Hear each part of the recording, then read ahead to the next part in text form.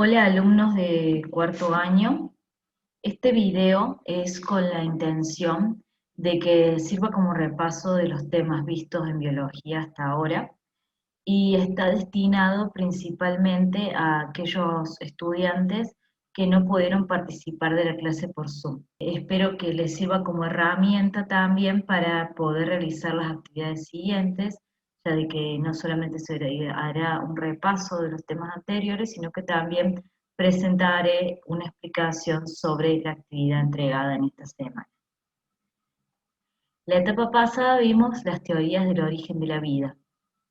Las teorías del origen de la vida, que tratamos en las primeras tres actividades entregadas en la primera etapa, fueron las teorías espontánea, la creacionista, la panspermia y la actual.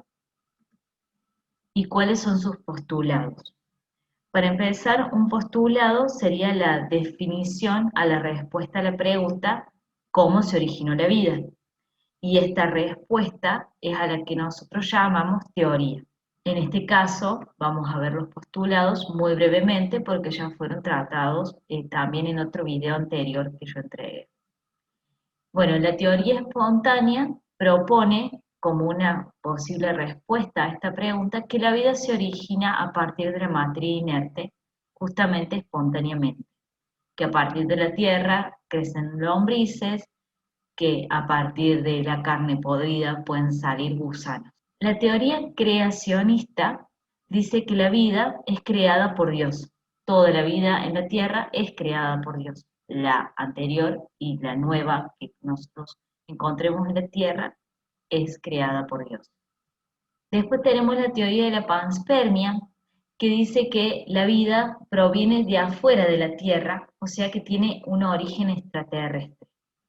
Panspermia es una palabra de origen latín que significa semillas. Entonces, como que fueron semillas que fecundaron la tierra. Por eso esta imagen me pareció la más alusiva a eso, de que justamente la vida provenía de otros planetas o de otro lado fuera de la Tierra, que cuando llegó a la Tierra dio origen a la vida que tenemos hoy aquí. Y la otra teoría es la actual, que explica que la vida se originó en un caldo primitivo de la Tierra. Se cree de que hace millones de años, de hecho el científico Oparin la propuso de que hace millones de años la Tierra no era como la conocemos hoy en día, sino que era todo un mar cálido, mucha agua, no había casi tierra. Las pocas zonas con tierra eran volcanes con mucho calor, había tormentas eléctricas y la atmósfera que hoy conocemos tampoco era como era ahora, por lo tanto las radiaciones UV pasaban directamente a la Tierra y no había oxígeno tampoco disponible en la atmósfera para poder tener vida aerobia, con lo cual también se cree de que los primeros organismos fueron anaerobios, o sea, no respiraban oxígeno.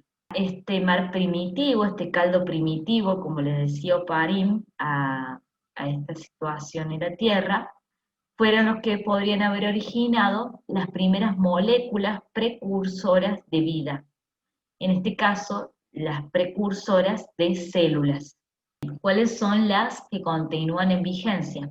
Las teorías que continúan en vigencia, por ejemplo, no va a ser la teoría espontánea, porque Francesco Redi propuso un experimento, el experimento que ya vimos en clase también, donde colocó carne en diferentes frascos y pudo comprobar que las moscas o los gusanos que aparecían en esa carne provenían de afuera, ya que eran a partir de huevos que ponían las moscas.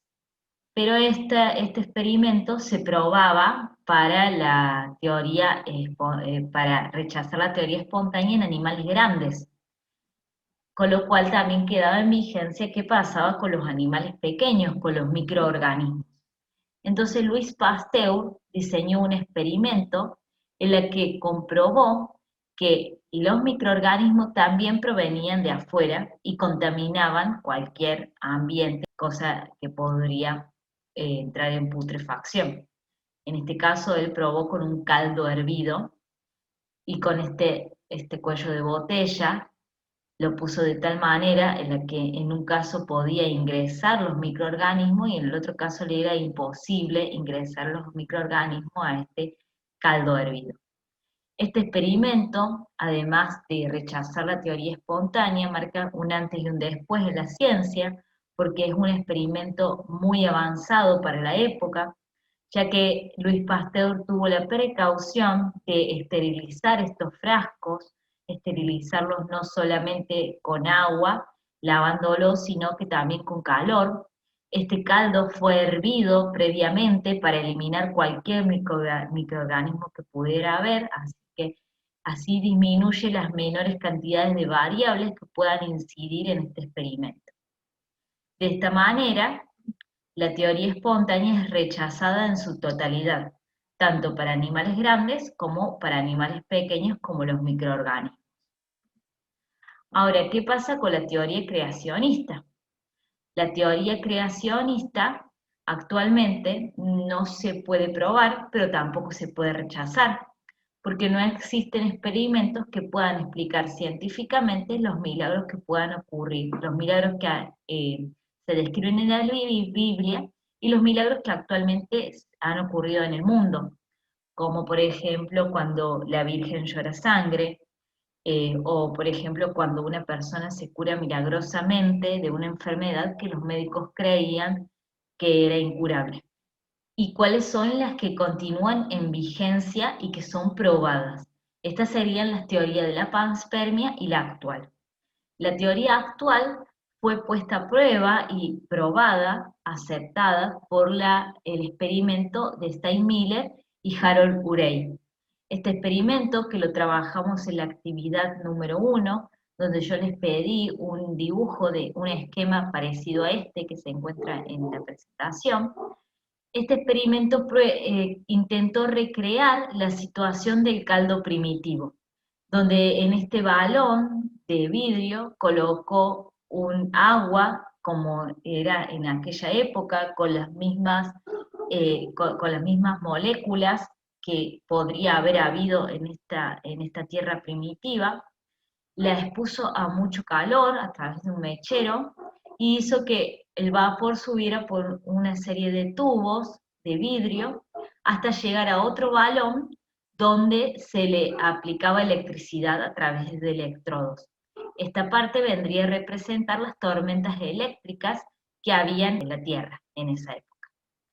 Luego de pasar por este balón, este vapor se vuelve a condensar, o sea, a hacer agua, líquido, se vuelve a condensar mediante refrigeración y esta agua condensada, cuando se recolectaba, se podía observar que esta agua tenía algunos componentes orgánicos precursores que pueden ser precursores de vida, o sea, de moléculas que están dentro de las células, como por ejemplo los aminoácidos. Los aminoácidos son las moléculas necesarias para formar proteínas y también para formar moléculas de ADN. La evidencia que hay para probar la teoría de la panspermia, en cambio de ser un experimento, son meteoritos que han caído en la Tierra y que han sido encontrados hace relativamente pocos años, o sea, cayeron aquí en la Tierra hace muchísimos millones de años y algunos paleontólogos han encontrado. Y a estos meteoritos les han sacado muestras que los han puesto al microscopio y descubrieron formas como estas, que luego de hacerles un estudio bioquímico, se dieron con que contenían ADN y se presume que podrían ser bacterias. Estas bacterias podrían dar la explicación de la teoría de la panspermia, en la que dice que estas bacterias viajaron en los meteoritos a nuestra Tierra y a partir de ellas se adaptaron en esta Tierra primitiva y a partir de ellas se originó la vida. Lo que tiene esta teoría de la panspermia es que es una teoría muy endeble, porque si bien explica que podría haber venido en estos meteoritos y tiene esta evidencia, no explica cómo las bacterias podrían haber sobrevivido al paso en la atmósfera de nuestra Tierra, siendo de que cualquier objeto que provenga de afuera de la Tierra se degrada o se quema al pasar hasta llegar a tierra firme. Ni tampoco explican cómo es que esta bacteria, si es que vivió este paso por la atmósfera, cómo es que esta bacteria se adaptó a nuestra vida, a la vida en la Tierra. No hay una explicación todavía científica que pueda explicar esto. Podemos saber entonces que las teorías que están en vigencia actualmente son las de la panspermia y la teoría actual. Estas teorías ambas explican el origen de la vida como el origen de la primera célula. Pero ¿por qué sostienen la vida surgió de una célula y no de otro organismo? ¿Por qué no hablar de la primera planta o del primer ratón?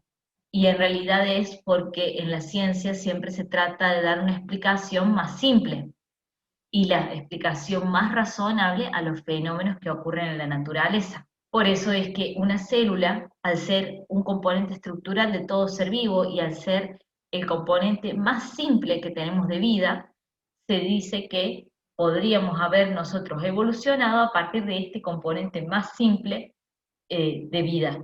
A partir de estas teorías y de saber de que el componente de vida más pequeño que tenemos en la Tierra es la célula, podemos ver y estudiar la teoría celular, como lo hemos hecho en la actividad número 4.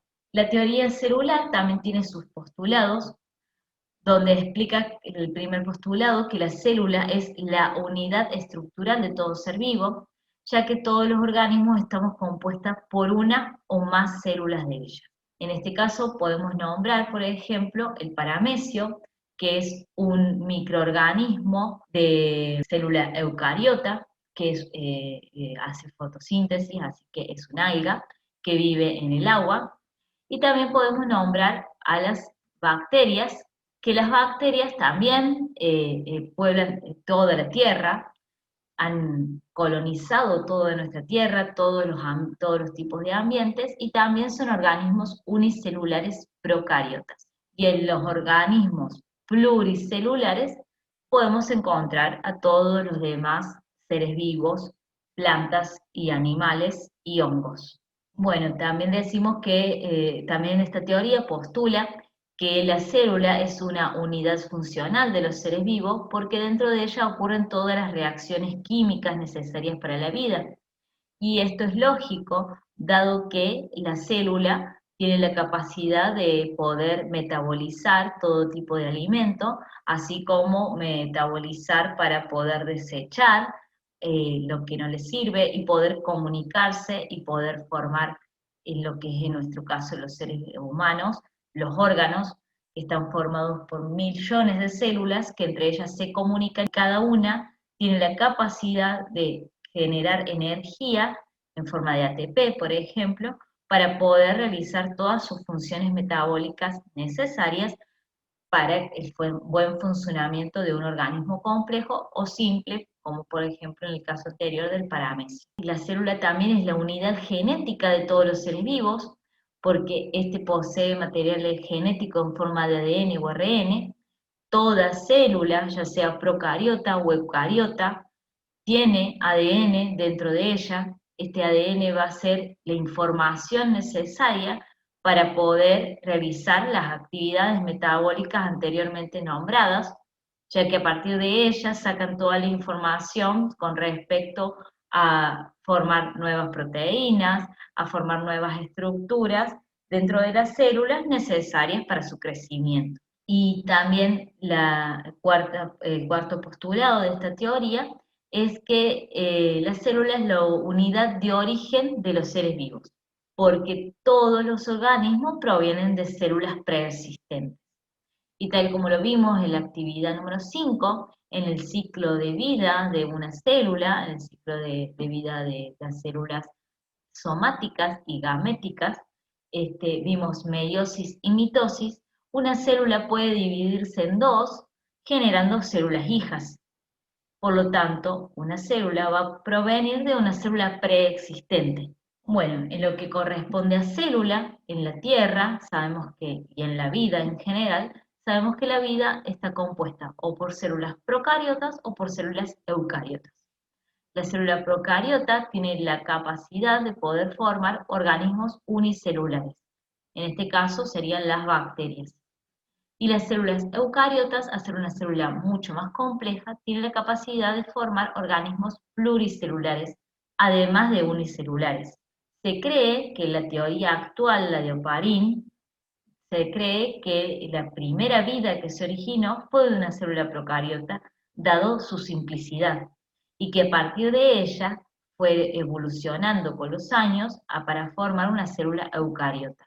Una célula eucariota tiene la capacidad de formar organismos más complejos justamente porque es una célula compleja. Tiene organelas dentro de ella que cada una tiene una función específica, lo que le da la capacidad de formar interacciones más complejas una célula con otra. Estas organelas, como lo vimos en la actividad número 5, cada una cumple funciones como por ejemplo el núcleo, que contiene el ADN, la información necesaria para cualquier tipo de metabolismo dentro de la célula.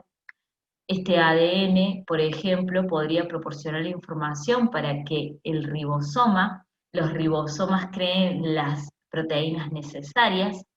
Esas proteínas necesarias fabricadas por los ribosomas van a ser transportados a un retículo endoplasmático liso, en el cual se va a empaquetar estas proteínas de tal manera que una vez empaquetadas las puedan transportar a un aparato de Golgi, y ese aparato de Golgi las pueda distribuir a estas moléculas a donde crea necesario lo necesite la célula, sea fuera o dentro de la célula.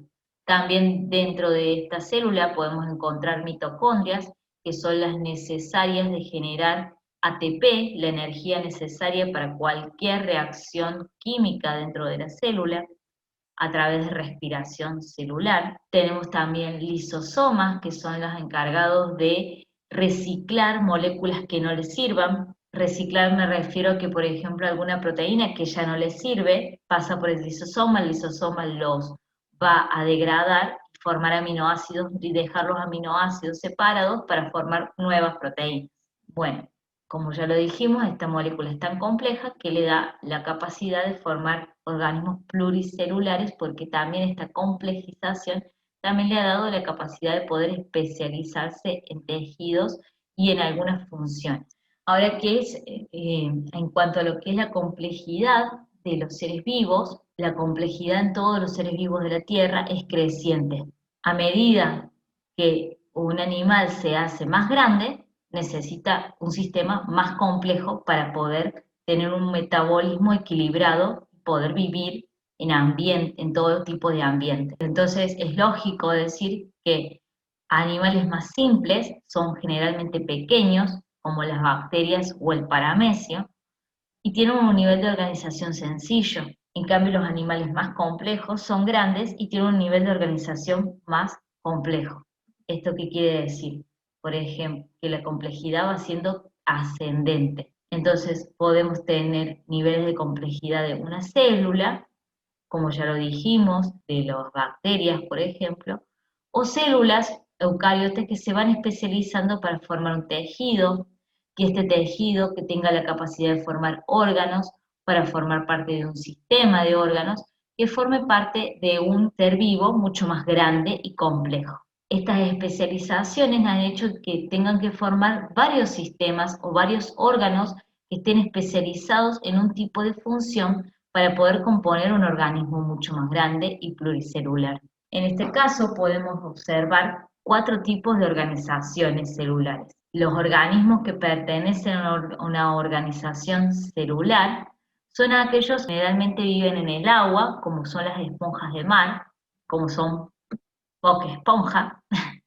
Este organismo no tiene tejido verdadero. Las células estos tejidos son agregados de células que no necesariamente están pegados entre sí, y cada uno, si bien cumple la misma función, que es de alimentación, lo cumple en forma coordinada. Todas estas células pegadas agregadas, pegadas endeblemente una al lado de la otra, forman un tubo en el cual pasa el agua y forman un filtro donde quedan pegados todos los microorganismos para entre todas alimentarse. Es como si fuese una colonia de células, pero de este animal, de esta esponja, podríamos sacar una parte como si fuese una planta que le sacamos un gajo y si la dejamos en otra parte del mar podría volver a crecer. Después tenemos una organización tisular, donde ya estas células, cada una se ha especializado en un tejido, dentro de un tejido que ha tenido una especialización, y han segregado una sustancia para pegarse una a las otras y comunicarse para cumplir el mismo fin de alimentación. Este es el caso de una anémona de mar. Como podemos ver, algunas células se han especializado en ser tentáculos para agarrar algunos microorganismos o organismos más complejos pero pequeños y meterlas dentro de este tubo para su alimentación. Otras células se han especializado para formar parte de este tubo y otras para estar adheridas al sustrato. En este caso es una piedra en el fondo del océano. Se habla de una organización tisular justamente por lo dicho anteriormente, que estas células se han logrado adherir una a las otras, comunicar y poder formar un organismo un poco más complejo. Después tenemos el nivel de organización de tejido-órgano. Ya en estos animales puede observar que las células pasan a ser partes especializadas de un organismo complejo, siendo incapaces de poder sobrevivir de manera independiente. En general, los organismos están formados por la combinación de dos o más tejidos. Y uno de los representantes de esta organización son los platelmitos. Este es un platelmito que vive en el mar y se pueden identificar ciertos órganos ya definidos, como son las manchas oculares, que suelen encontrarse en una parte como decir la cabeza de este platelmito, que es como un gusano aplastado. Tiene por dentro un sistema excretor y órganos reproductores. Y ya también podemos identificar un sistema rudimentario, pero sistema al fin, un sistema digestivo. También en la Tierra podemos encontrar este platelmito, que se parece mucho a una babosa, pero no lo es un platelmito también, y tiene acá ya como más definida su cabeza con las manchas oculares y que le sirven para palpar todo tipo de sustrato, para poder medir la humedad que hay en la zona, para justamente encontrar también alimento. En ella también podemos identificar los mismos tejidos y los mismos órganos dentro de este animal. Y después llegamos a lo que es la organización en sistemas de órganos. Este sistema complejo es al que pertenecemos los seres humanos. Ya las células se han especializado de tal forma que han formado un sistema diferente para poder componer un ser vivo completo. Como podemos observar en el cuerpo humano, acá tenemos algunos de los sistemas, como el sistema respiratorio, el esquelético, el muscular, el nervioso, el digestivo, el circulatorio y la piel. Estos sistemas se acoplan uno con otro para poder formar un todo, para que estos animales, como nosotros, o también animales grandes como el perro, el gato, un oso, un león, cualquier animal grande que se les ocurra, ardillas, la complejización se da para que podamos sobrevivir y movernos libremente en el ambiente. Esta complejización nos proporciona un mayor grado de estructura más grande que una presa para poder justamente cazar en el caso de los leones o en el caso de cualquier felino salvaje. La naturaleza, digamos, nos ha proporcionado de todos estos sistemas para poder sobrevivir a todo eso y poder desarrollarnos libremente dentro del ambiente. Este nivel de complejidad nos otorga un plano corporal, porque las células, entonces todos estos sistemas tienen que estar organizados en determinado plano para cumplir la función de la forma más adecuada posible.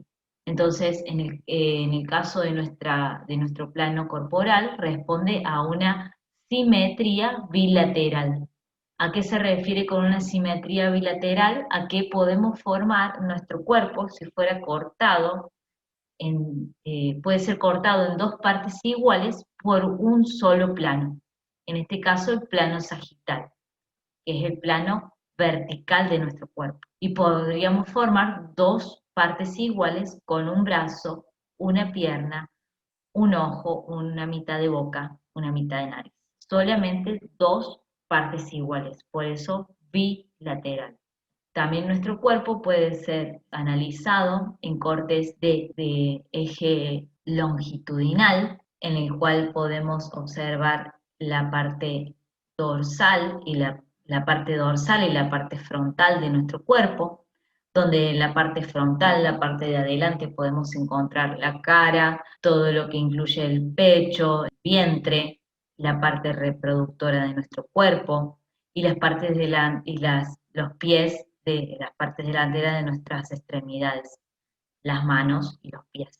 Lo cual es lógico, siendo que nosotros como seres humanos tenemos la vista y toda nuestra atención hacia adelante, entonces sería lógico que estén todas nuestras partes importantes del cuerpo, como por ejemplo el sistema reproductor, que es tan importante para reproducir nuestra especie, esté al alcance de la protección de las manos, al alcance de la vista, para cualquier situación que se presente de peligro poder protegernos. Lo mismo pasa con el vientre o el cuello o la boca. Todas esas partes tienen que estar al alcance de nuestra protección. Lo mismo ocurre también en todos los demás animales grandes que tienen plano de simetría bilateral.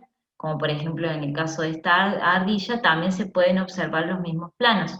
El plano sagital, como el plano nuestro sagital, la puede cortar a la ardilla en dos partes iguales y no más, solamente dos partes iguales, por eso bilateral. Los otros planos de corte la va a cortar en planos diferentes, en dos cortes diferentes en realidad. Entonces un plano transversal, como el plano transversal nuestro, la podría cortar en dos, dando patas traseras y patas delanteras, dejando la cola de un lado y la cabeza del otro.